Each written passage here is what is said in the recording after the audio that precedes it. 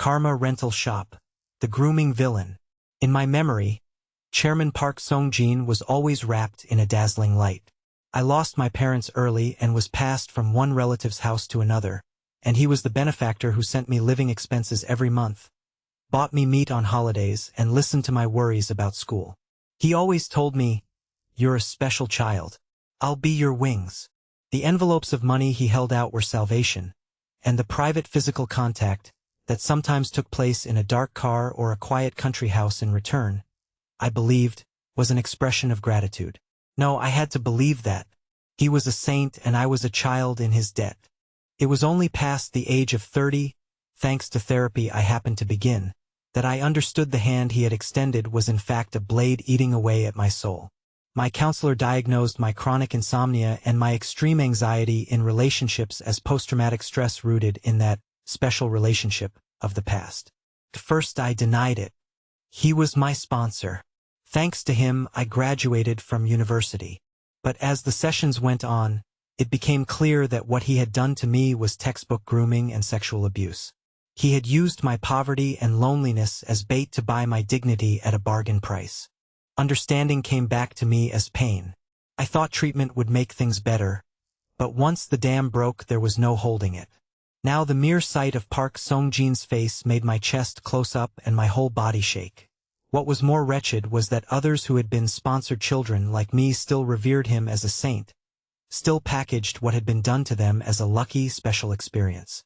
They were still thrashing inside the enormous psychological net he had cast, unable to call their wounds wounds. Meanwhile, Park Sung-jin cleverly rode the currents of the times. He knew perfectly well that grooming and child sexual exploitation were now a social death sentence. So he edited out every memory of inappropriate contact from his past and displayed to the public only the image of the devoted patron. He appeared in the media denouncing sexual crimes against minors, and donated enormous sums to build shelters for abused children. Every time I saw those false tears, my heart felt torn to shreds. It was the day of the 30th anniversary ceremony of his foundation. The Grand Convention Hall in Gangnam was filled with flower baskets praising him and with influential guests. I sat in a corner seat and watched him smile brightly and shake hands. My hands trembled so badly I could not hold a water glass. That was when it happened.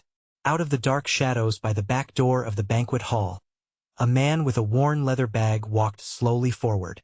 A beige suit, tousled brown hair, and eyes of a chilling indifference. It was Lee Jae-ol. For a man who hides his crime precisely because he knows what it is, the cruelest punishment is to make him forget his shame. The voice was low and dry. I stopped and looked at him. "Who are you?" "This area is for staff only." "A sales representative.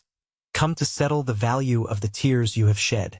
Would you like that savage nature that man has sealed away behind today's morality to be brought out proudly, in front of the entire nation?" Lee Jae-ol drew an ordinary-looking, very old camcorder from his bag. Tape model obsolete, 20 years out of date.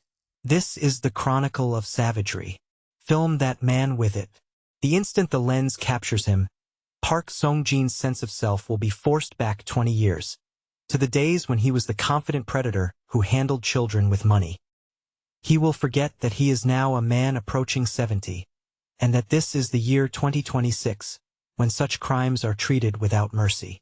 Only his mind returns to the past?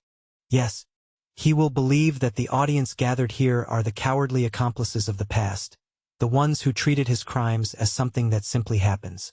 So he will feel no need to hide, no need for shame, and he will boast of everything he did as if it were his greatest good deed, his heroic tale. He will dig his own grave with his own mouth. The settlement will be complete the moment he realizes he is a monster trapped inside an aged body. As if under a spell, I took the old camcorder. My hands were cold, but my heart pounded hot, announcing the opening act of this revenge. The event reached its peak. Park Sung-jin climbed onto the stage to receive the Educator of the Year award. Dozens of cameras and live broadcast rigs were trained on him. From a corner of the audience, I quietly raised the camcorder. Through the viewfinder, I aimed at his face and pressed the red record button. The moment the lens caught him, his eyes wavered strangely. The benevolent, lofty expression vanished in an instant. In its place was the face of that young and cruel man from 20 years ago, looking down at me in a motel room and saying arrogantly, "You live because of me."